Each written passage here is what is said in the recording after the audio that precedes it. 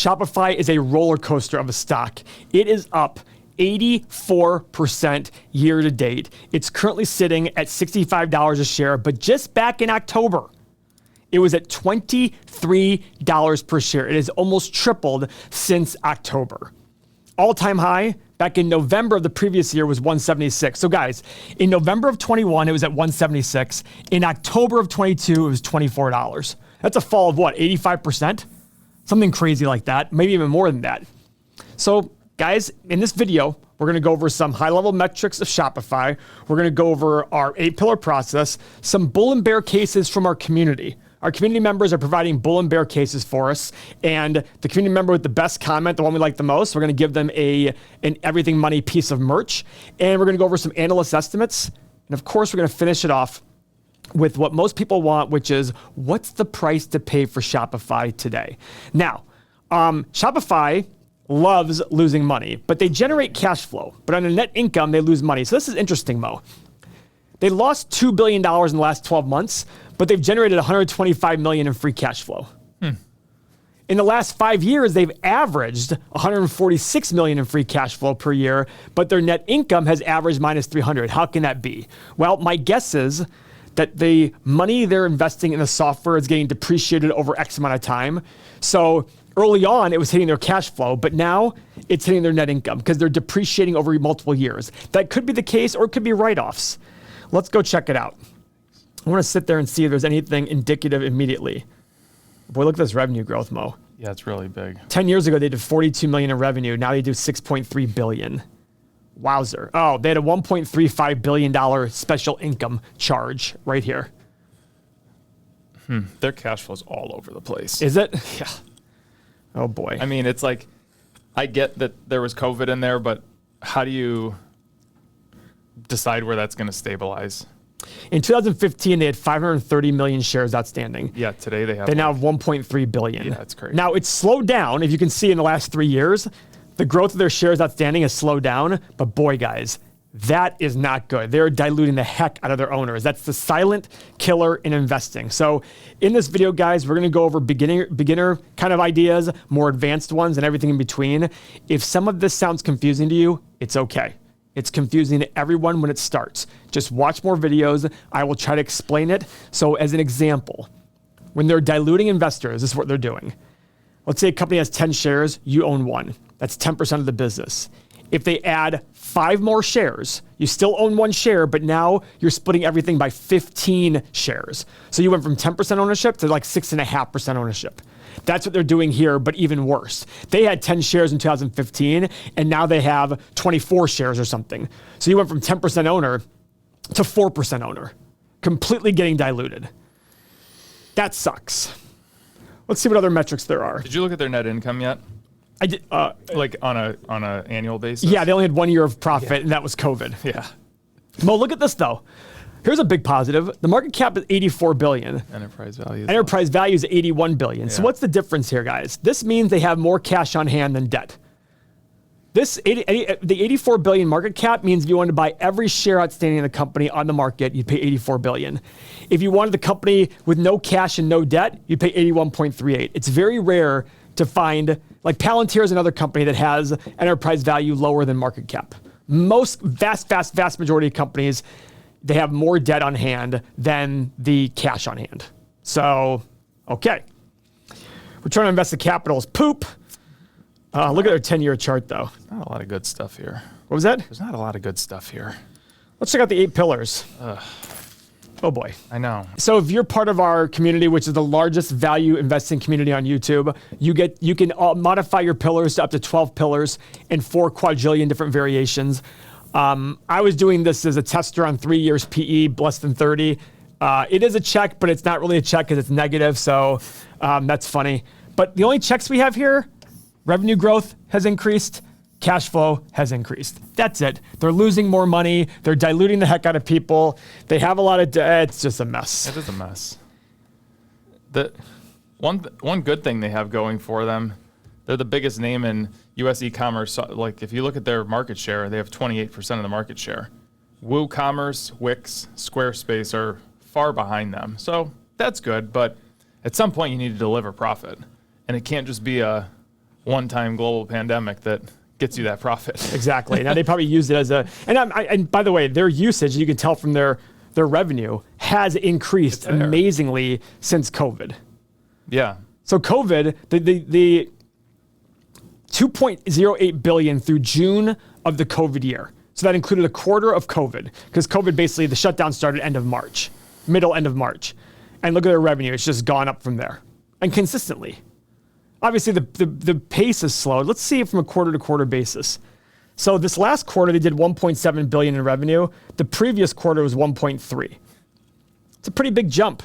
Almost a 30% jump in revenue. It's pretty good. Pretty good. All right, so let's go see our community and see what people are saying about bull and bear cases for Shopify. It's right here. All right. Macroeconomic environment improvement seems to be driving appreciation. Okay, according to Seek and Alva. Bearish on the fact they're trading at 10 times sales. Great point. Great point, Chris. So let me go back to that real quick. I can't believe I didn't even mention this. 13 times sales now. 13.3 times sales. Guys, whenever a company isn't making money and it's hard to value them, one way to compare the company to other companies in the industry is, how do they sell on a price to sales basis? Now, I look at their gross margin, 47.8. We just did a company, Apple. They have about a 43% gross margin. So about the same gross margin. But let's go look at their price to sales ratio. 7.5. Now, with that said, Shopify has a much bigger growth potential than Apple does, right? Much bigger. So the question becomes, is that justifiable at 13.5 times sales? I don't know. Let's look at Palantir, which has a lot of growth potential as well. They're selling for 15.5 times sales. All right, maybe it's okay. Remember, you should be willing to pay more money for companies that can reinvest their capital and get higher rates of return and really drive that profit and free cash flow. The only hard part is with Shopify, as their profit has gone, as their revenue's gone up, their losses have also still kept going. Are they spending a lot on reinvestment? I don't know. That's the thing you have to figure out with the company. Mo, anything else you find in there you like? Let me see here. So the global e-commerce market is estimated to grow at 11% compounded annual growth through 2030. This is probably my favorite bull case. The EM merch website is now powered by Shopify, so that's a bull case for them. It's pretty good when that was Nassim. This is a bear case. They paid $2.1 billion for Deliver, for distribution. It's like an e-commerce delivery company. 9 months later, it has no ability to have profitable distribution. Oh, that's not good. So they paid $2.1 billion for a company, and now it has no ability to have profitable distribution. Another great acquisition by the world of investors. Yeah. Company management. Oh boy.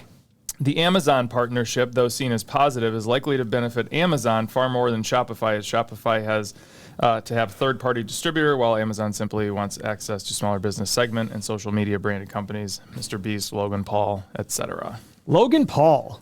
By the way, I heard today that Nelk Brothers sell $100 million a year in merch. 100% believe that. Yeah. Their fans they remind me of Barstool people. Crust. Yeah. All right. And they have some sweet swag. Any other bull and bear cases you like? No, not that I'm seeing here. Let's see.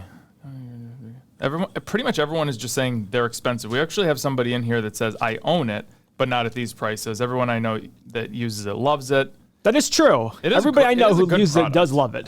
Obviously I've bought from them before. Well, not them, but their platform.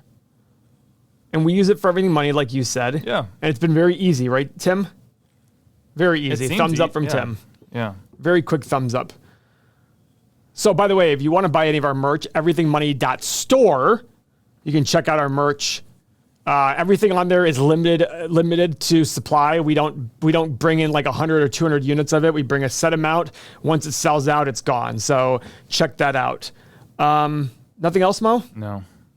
All right, so who's your winner of our merch gear in our community for the comment of the day. I think it's probably deleted. He makes some really good points. So his name is actually deleted. Deleted. And All right. And he owns this stock. So, but not at these valuations. So because he said that, he can have a shirt. Stocks only go up, bro. And by the way, deleted. Please reach out to us, and you can pick any one of the shirts on our platform. We just like to show off the shirts here. Let's go see analyst estimates and see what they're saying. And by the way, deleted. Thanks for being a member of our community for so long. So they're expecting an EPS positive this year of 47 cents, going to $1.52 in 2027. Guys, for a company to go from losing billions of dollars to all of a sudden making money, that just seems like a... Wait, 47 cents? Yeah, so let's look at their quarterly so far. What have they made per quarter so far in the last 2 quarters? They've lost $1 billion. That's not going to happen. Exactly. I was like, wait a second. They've lost $1 per share already. This is why you need to take analyst estimates with a grain of salt. So they got to generate, they've already lost $1 per share this year. So they got to generate $1.47. Yes, $1.47 in the next 2 quarters. Right. Is that possible? Let's see how they did last year, 2 quarters. Well, they definitely lost less money in the second 2 quarters of last year. Yeah. Well, it's possible, Mo. It's going to be hard, though. Yeah. So $1.50, when they have $1.3 billion in shares, they got to basically make $2 billion in the next 2 quarters. What are they guiding for, Mo? Can you look that up real quick? Yeah. Let's see. I'm going to continue on with analyst estimates. Let's see what their guidance is. So they're expected to do call it 15 cents next quarter and do 1.67 billion in revenue. Okay, what about the quarter after that? I don't know if they guide out that far. Well, what do they guide as a company? I'm sure they have some sort of guidance. So that would mean they need to make $1.30 in the final quarter of the year to be able to make 47 cents. So what I got there was, guys, they've already lost $1 per share this year in the first 6 months. The next quarter, they're supposed to make 15 cents. So let's call it $1.30. So $1.47 minus 15 cents, let's round to $1.30. At $1.30, they got to make per share in the fourth quarter. The fourth quarter is the biggest quarter. There's only one match. Yeah. I just think it's going to be hard, guys. Yeah. Additionally, we expect to achieve free cash flow profitability. Well, we're doing that already. Mm-hmm. But look at that. Stock-based compensation to be approximately $110 million. So it's basically eliminating all their free cash flow. Okay, so revenue growth. I'm actually surprised by this. Only doubling in the next 4 years, according to analysts. It's still big numbers, though. It's still 20% growth per year, but doubling. And there's a lot. Look at this. There's eight analysts going out to December 2027. That's a pretty big number. That's a pretty big number compared to what we usually see. All right. So, guys, leads us to our next question. What's the price to pay for Shopify? Now, guys, before we get into that, we have a free webinar on Tuesday, September 12th at 2 p.m. Join that if you want to learn how to trade stocks like this. This allows you to make money in up and down markets, not caring at all about fundamentals. Remember, we're everything money. We believe there are multiple ways to make money. We make money by buying stocks. We make money by buying and selling options. We make money by trading. It's been very successful for a lot of our investors, for a lot of our community members. So sign up below, free webinar on trading.